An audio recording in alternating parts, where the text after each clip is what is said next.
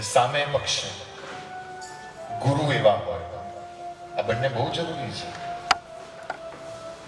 ગુરુ પણ શિષ્ય શિષ્યત્વ ન છોડવું અને ગુરુએ ગુરુત્વ ન છોડવું. આ શબ્દોને સમજજો, એનો ભાવાર્થ.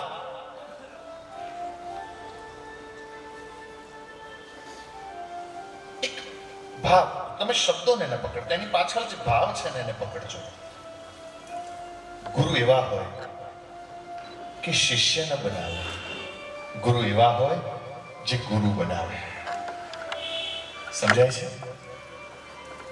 શબ્દ ન પકડતા, એની પાછળનો જે ભાવાર્થ છે એ પકડજો. ગુરુ એવા ન હોય કે જે શિષ્ય બનાવે, ગુરુ એવા હોય કે જે ગુરુ બનાવે.